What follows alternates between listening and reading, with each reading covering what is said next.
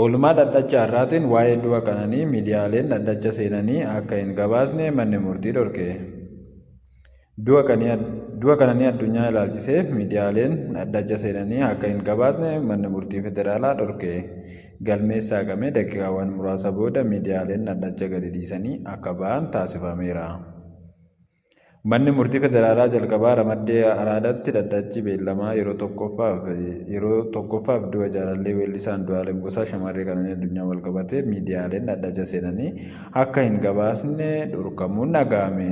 Manni murtichaa bu'aa qorannoo poolisiin dhaggeeffachuuf irratti beellamee kan ture yommuu ta'u, akkuma dhaddachi eegaleen poolisiin miidiyaaleen dhaddacha irraa naaf haa ittifaman jechuun iyyateera.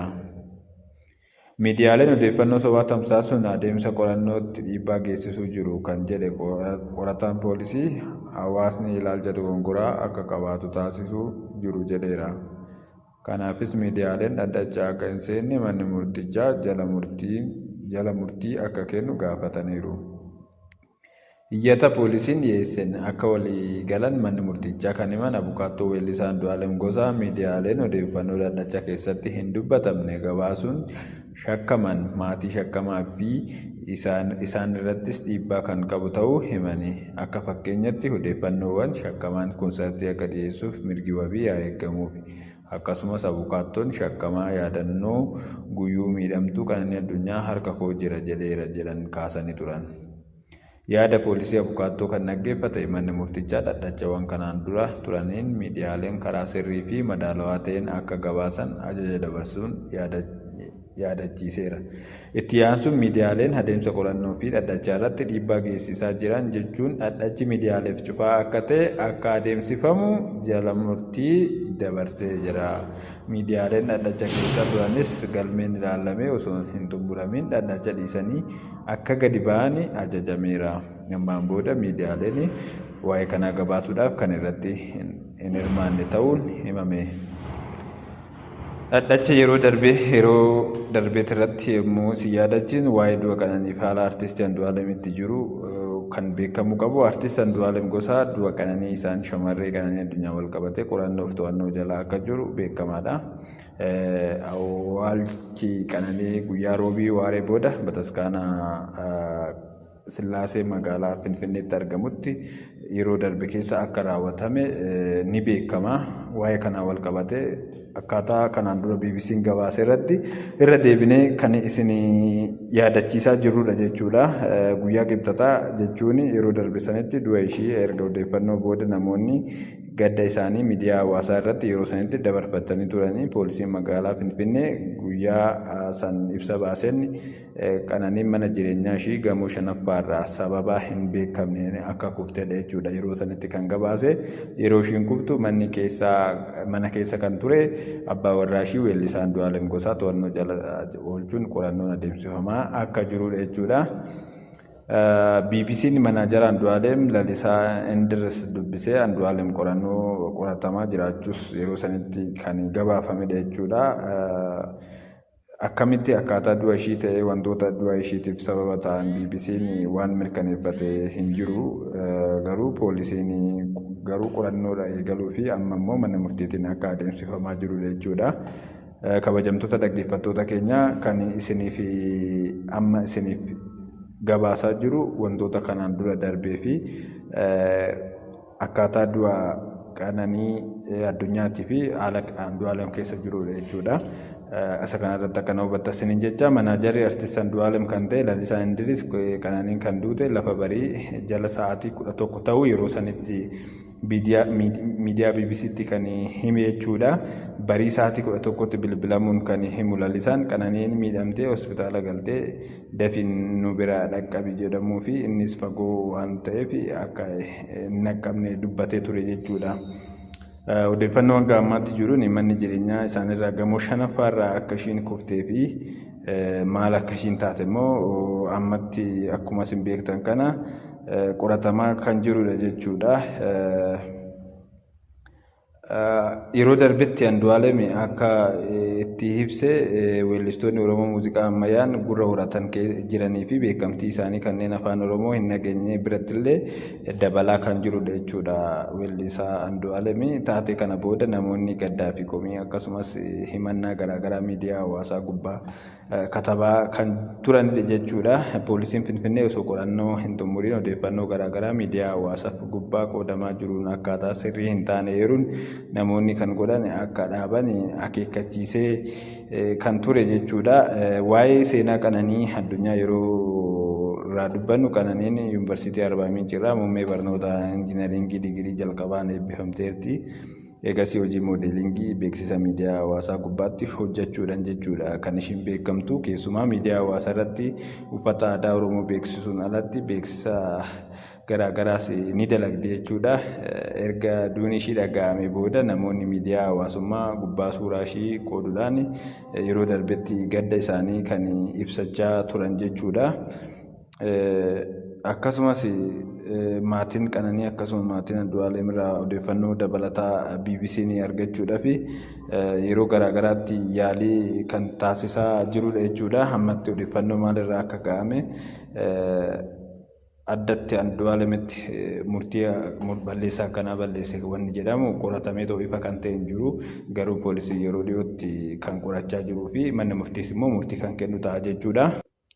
Dhaddacha yeroo darbee irra deebinee kan wal yaadachiisu yommuu ta'u immoo dhimma yaadannoo guyyuu Qananii Addunyaa irratti manni murtii yeroo darbee maal jedhe kan jiru irratti du'a shamarree Qananii Addunyaa wal qabatee akkuma beektan kan shakkame weellisaa Andu'aalem Gosaa beellama mana murtiitti qabateen yeroo darbee dhiyaateera jechuudha. Dhimmicha ilaalaa kan jiru manni murtii federaalaa jalqabaa ramaddii araadatti dhaddachi beellama yeroo tokkoffaaf dhaddacha irra taa'een ajajawwan garaagaraa dabarsee ture jechuudha. Manni murtichaa dhaddacha wiixata darbe bala torba bara 2025 taa'een yaada poolisii fi abukaattoonni shakkamaan erga dhaggeeffatee booda ajaja kennuudhaan kan beellame jechuudha. Haaluma kanaan manni murtichaa poolisiin guyyoota beellamaa darban keessatti jecha ragaalee namoota akkasumas ragaalee sanadaa walitti qabu kan hime jechuudha. Kana malees dhimmichi yeroo qorannoo kan barbaadu kan jedhe manni murtichaa poolisiin biteetosa akka lakkoofsa Itoophiyaatti 29/2017 irraa eegalee kan lakkaa'amu guyyoota qorannoo dabalataa 10 kenneefii ture jechuudha. Miidiyaaleen tokko tokko yaadannoo guyyuu yookiin diyaarii Qananii Addunyaa wal qabatee waan addachi kaleessa irratti hin dubbatamne gabaasaniiru jechuudha. Abukaattoo shakkamaa odeeffannoo sobaa tamsaaseen abukaattoo shakkamaa yaadannoo guyyuu miidhamtuu harka koo jira jedhee kan jedhudha. Miidiyaan Addis Istaandaard Afaan Oromoo maqaa dha'amu komii isaanii kan dhiyaafatu abukaattoowwan mana murtichaa akka akeekkachiisuu fi tarkaanfii fudhatu gaafatanii jiru jechuudha. Kana malees yaadannoo guyyuu miidhamtuun harka koo seenee hin beeku harka poolisii jira kan jedhan abukaattoo shakkamaa qabiyyeen yaadannichaa maatii shakkamaarraa hubachuudha kan himan jechuudha.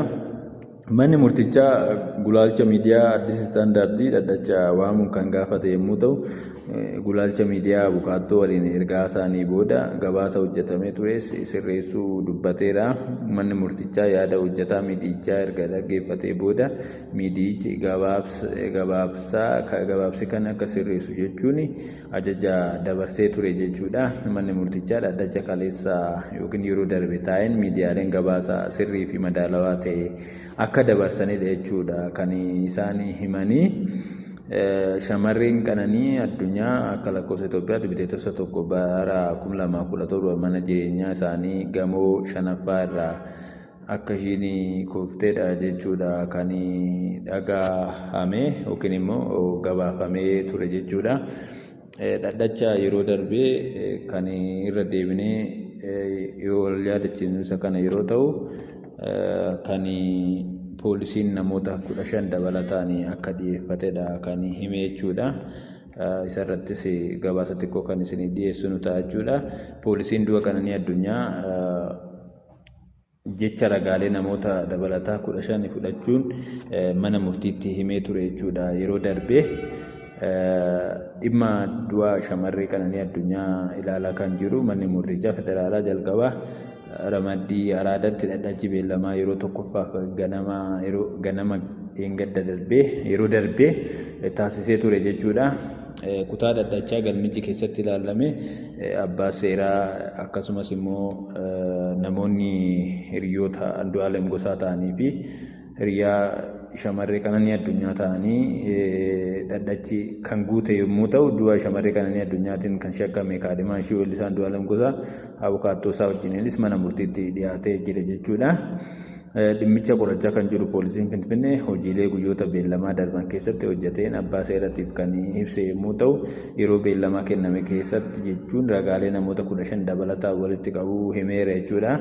Waliigalattis lakkoofsi ragoolee namoota jecharraa fuudhee 28 ta'uu poolisiin mana murtichaatti beeksiseera jechuudha. Gama biraatiin ammoo dhaabbilee fayyaa miidhamtuu kana dura itti yaalamaa turte ragaalee sanada waliin qabuun himuudhaan ragaalee kunneen irratti jecha xiinxala ogeeyyii fayyaa waliin qabu akkasumas ragaalee sanadaa fi kan namoota biroo walitti qabuun guyyoonni beellamaa dabalataa kennamuufis akka gaafatee ture jechuudha. Abukaattonni weellisaa Andu'aalem Gosaa poolisiin sababoota kanaan dura beellama yeroo itti gaafatame ammallee guyyoota dabalataaf gaafachaa jira jechuudha kan inni iyyate. Kana malees qorannoo reeffaa taasifame miidhamtuun osoo lubbuun jirtu gamoorraa kuftee duushii kan agarsiisu malee ajjeefamtee gamoorraa darbatamuu ishii wanti agarsiisu akka hin jirredha jechuudha. Barreeffamni yaadannoo guyyuu miidhamtuun barreessitee argamu kan himan abukaattoo weellisaa Andu'aalem miidhamtuun lubbuu ishii balleessuuf akka jettu ergaa maatii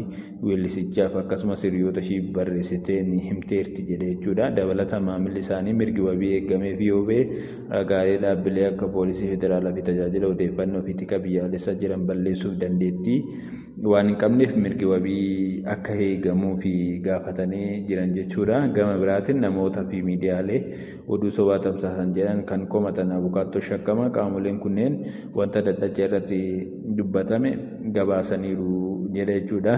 Kunis odeeffannoo weellisichi mirgi wabii eegamee fi konsartii muuziqaa dhiyeessu jedhu akka ta'e himaniiru jechuudha. Manni murtichaa odeeffannoon kun falmii dhadhacha irratti kan hin dubbatamne ta'uu akka mirkaneessu gaafataniiru jechuudha. Manni murtichaa gama isaatiin miidiyaalee falmii bitaa fi mirgaa bifa madaalawaa ta'een gabaasuun alatti odeeffannoo sobaa fi madaalawaa hin taane tamsaasurraa akka of qusatan akeekkachiisaniiru jechuudha. Dhumarratti manni murtichaa gaaffii beellama yeroo poolisii gaafatee fi falmii abukaattoo qorachuu fi yeroo darbe kan beellama qabate yoo ta'u, har'as miidiyaaleen akka seenne dhorkuudhaanii dhadhachaa har'a oolan jechuudha. Miidiyaaleen akka seenne dhorkuudhaanii qorannoon kan adeemsifamu dhoksaatti yookiin immoo bakka qaamonni abukaattoo fi qaamonni dhimmi ilaallatu qofti akka argamaniif malee miidiyaa seenee waa'ee kana akka gabaasuu tasuma hin dandeenye dhorkeera jechuudha. Odeeffannoon kana walitti qabanne kanuma fakkaatu sagaleen yoo qulqullinaan hin dhaga'amu ta'e maayikiin kan keenya jeequmsa waan qabuuf asumaan nuuf galchaa isiniin jenna.